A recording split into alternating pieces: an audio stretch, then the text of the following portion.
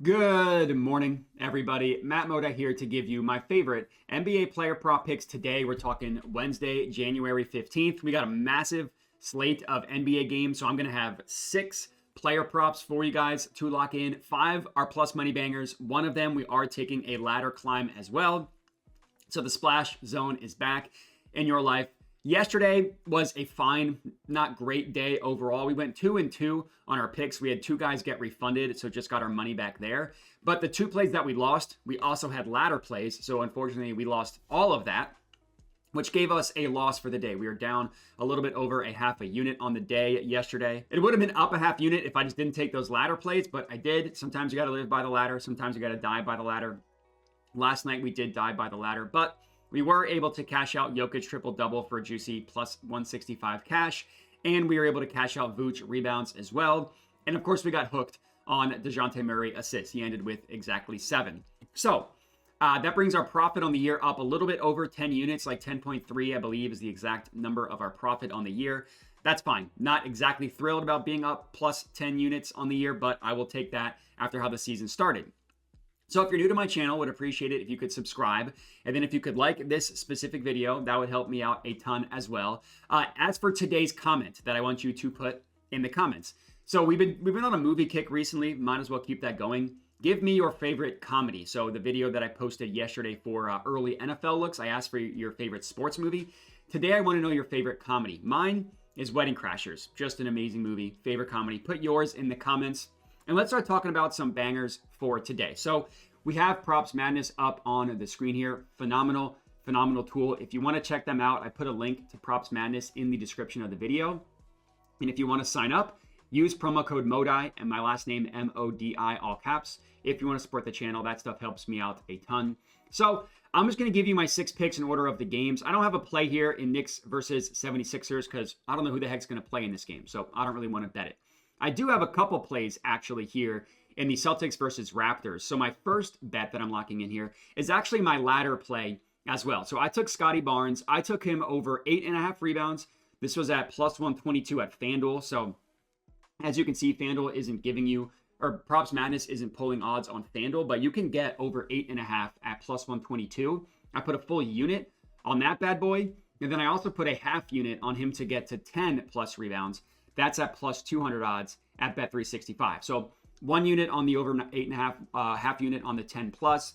Screenshot at the end of the video is going to have all my picks. So if you happen to miss it when I'm talking, just wait till the end. This is all a play on Scottie Barnes because of the matchup. He's playing against the Celtics. What do we know about the Celtics? They bomb 3-pointers.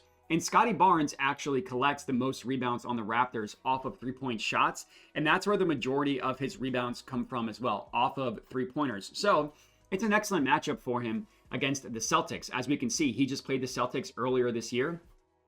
13 rebounds in that game on 17 rebound chances. And because of the way in which the way the Celtics play and the way in which he rebounds, not a lot of deferred rebounds for Scottie Barnes. And look at the score of that game. They lost by 54.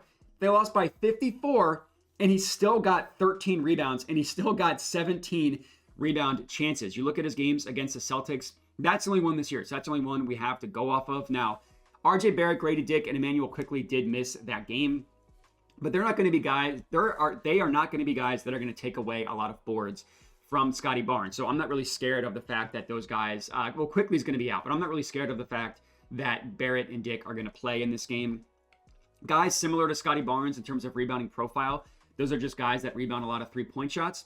As you can see, all 3 have hit their rebound prop over against the Celtics by an average of almost 4 rebounds above what their over-under is. Russell Westbrook had 9, over-under of 5.5. Scottie Barnes, who we just talked about, had 13, over-under of 7.5. Josh Giddey had 8, over-under of 5.5. So it's an amazing matchup for Scottie Barnes. He just did it in a game they lost by 54. I don't think I can emphasize that enough, how badly they lost that game.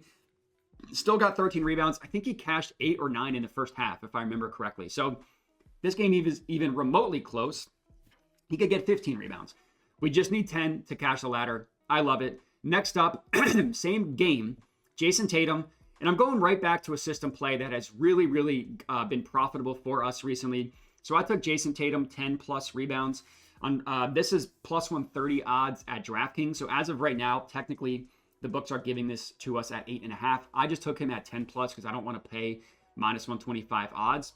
And that 10 plus number is at plus 130 at DraftKings. As you can see, been pretty good recently for Tatum. Hit this in 14 of his last 24 games. And it's even more recent than that. Like if we just look at his last, let's call it last 16 games, 11 of 16, averaging about 10.5 rebounds in that stretch. And I've talked about this a lot on my YouTube channel over the past week. You want to target Jayson Tatum rebound props when the Celtics have their full lineup healthy, meaning Brown, Porzingis, White, and Jrue Holiday. When all of them are in the lineup, Jayson Tatum rebounds a ton. We look at games played with all those guys. He's hit 10 or more rebounds in 8 of 9 games. And the only game he didn't, he still had 9 rebounds. He still had a very good rebound day. He only played 30 minutes in that game, and they won by 32 points. So if we don't think that they're going to, I mean, they could win by 30, and he could still probably get 10 rebounds. And the logic for this, it's just because of the way, like when the Celtics have all their guys healthy, Jayson Tatum doesn't need to guard the hardest matchup, right? Jrue Holiday and Derek White, great guard defenders. Jaylen Brown, great defender. Kristaps Porzingis, really good at the rim, help defender, not necessarily banging down low.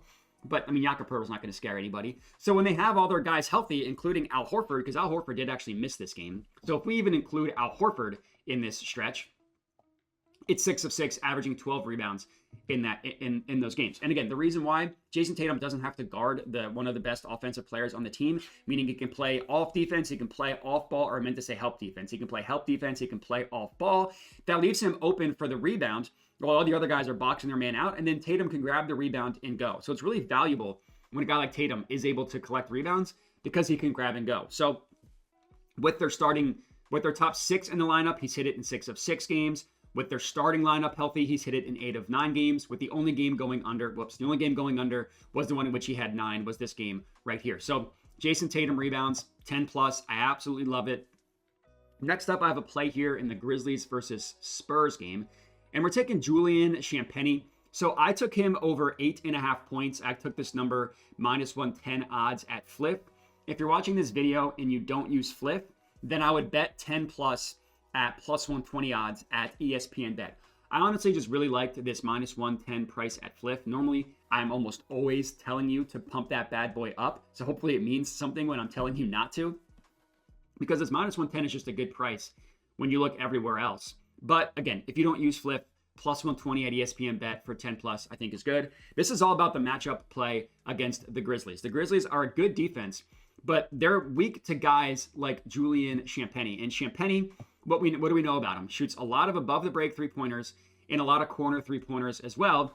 Just takes a lot of 3-pointers. And the Grizzlies only give up, I mean, they're still bottom, but they give up the 11th most points via actually 12th most points to spot up shooters. But one area where they're really, really weak is catch and shoot. So if we look at catch and shoot frequency, they allow the 6th highest frequency of shots against them are catch and shoot.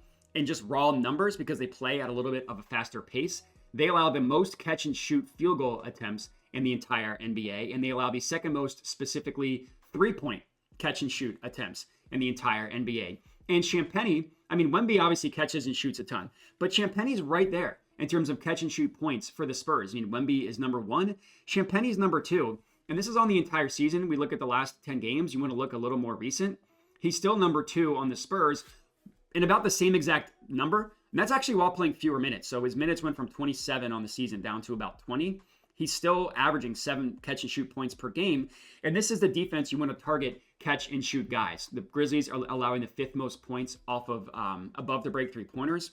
And the majority of these are catch and shoot as opposed to pull-ups. So it's a really good matchup for Champagnie. He runs in transition, he runs the floor, and he shoots. So that's kind of why you see the Grizzlies are bad transition defense, but a good spot-up defense. Or not even good, sorry. They're a worse transition defense than spot up, but a lot of the points against them come from the same way.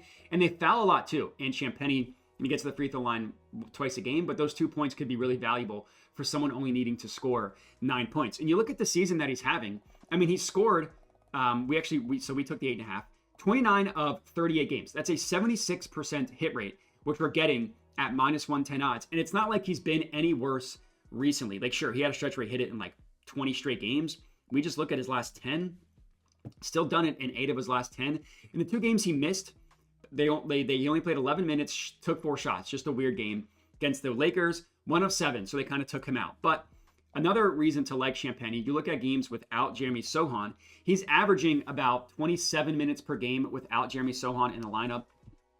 And he scored 9 or more points in 14 of 16 games, averaging 12 points per game. And again, the game he missed, he still took 7 shots, took 6 3-pointers. So a lot of reasons to like Champagnie. This is honestly just a bad line. I just think this is a bad line from the sports books that I will gladly take advantage of. And even with his minutes being a little bit down recently, like his minutes aren't as much now than they are at the beginning of the year, he's still averaging 7 catch and shoot points off of 20 minutes of playing time. And he's probably going to play a little bit more because he does without Jeremy Sochan. So Champagnie as our third bet, over 8.5 points, -110 odds at Flip. Next up, I went for the chalkiest chalk play of all chalk. It's Trae Young, and I took him 13 plus assists. So I didn't take the over 11.5 number because same thing here. I don't want to pay any of these prices. You can get 13 plus at plus 120 odds at Bet365, and that's what I took. So it's been a little bit of a rougher stretch for Trae Young and his assists. As you can see, he's hit it in 11 of 24 games, so he hasn't hit it nearly as much.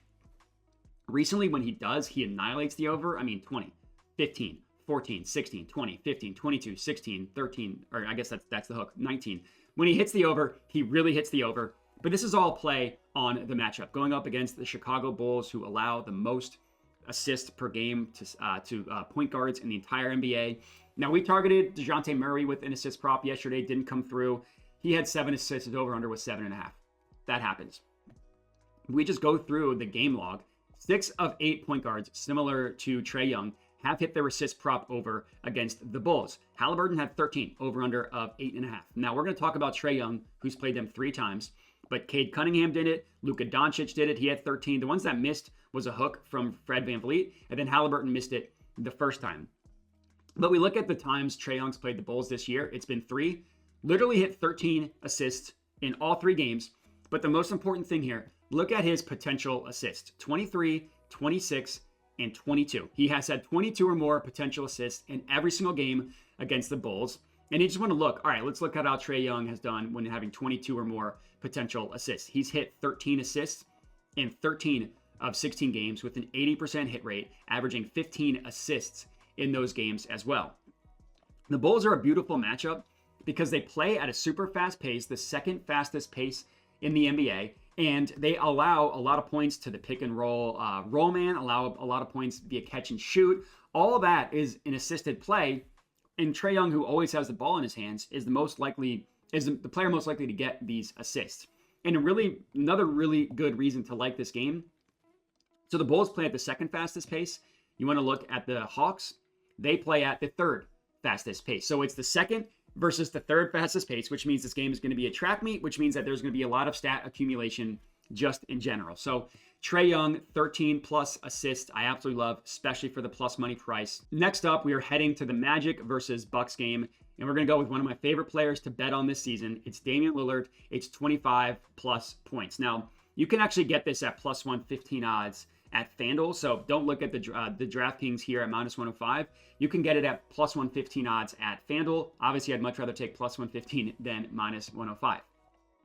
So Dame, he's missed this in 2 straight games, but he had 22 points on 17 shots and 24 points on 15 shots. The volume is there. And this game against the Knicks was really, really frustrating because, I mean, he did play 37 minutes, but they lost that game by 34 points, and he barely played in the fourth quarter. So, he had 22 points. If that game was close, he probably would have scored 25, but it wasn't, so he didn't. I really like this matchup against the Magic. They are an awesome defense. I mean, you look at their defense. They defensive rating number 2, points in the paint allowed number 3.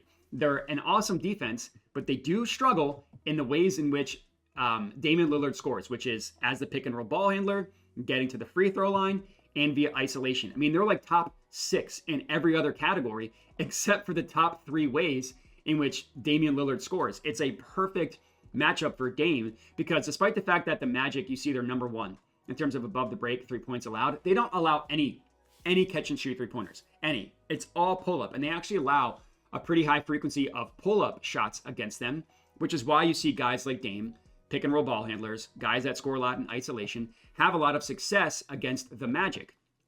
In Dame, I mean, he scored 25 or more points in 18 of 32 games, so he's hit it 56% of the time. He's averaging just about 25 points per game. Couple reasons why I like this. Number one, played the Magic twice this year, 28 points on 15 shots, 29 points on 21 shots. So he's shooting a lot of volume, and he's hit the number in both of these games. And you look at teams that are bottom 10, guarding pick and roll ball handlers, which the Magic are the 6th worst. Averaging, he's done this in about 2/3 of his games. Now his average is about the same, but the hit rate goes up. 2/3 of the time he's scoring 25 or more points. We're getting it for plus 115 odds. I think we're just getting a discount on anybody that plays the Magic because their defense is so good. Even with guys in and out of the lineup, their defense has been awesome. But very specific guys like Damian Lillard can have success against them, which is why you've seen him do that twice this year. So Damian Lillard, 25 plus points, plus 115 odds at FanDuel. I love. And then our 6th and final pick of the video, we went to the Mavericks versus Pelicans game, and I took Daniel Gafford. I took him over 7.5 rebounds. Now, you cannot look at the hit rate here and make any meaningful judgments. He's done that in 6 of 24 games, averaging 5 rebounds per game. That is very, very, very bad. There are a couple reasons why I like this play. Number one, let me give you the odds. It's plus 100 odds at basically anywhere. DraftKings, if you use Bovada, you can get plus 105. If you use BetOnline, you can get plus 110. But this plus 100 number is at FanDuel and is at DraftKings, and that's what I hit. 2 reasons why we're on this play. Number one, guys out of the lineup. No Luka Doncic, and I'd be shocked if Derek Lively played. He sprained his ankle yesterday. It looked pretty bad. Second half of a back-to-back. I am willing to stake my reputation that he does not play.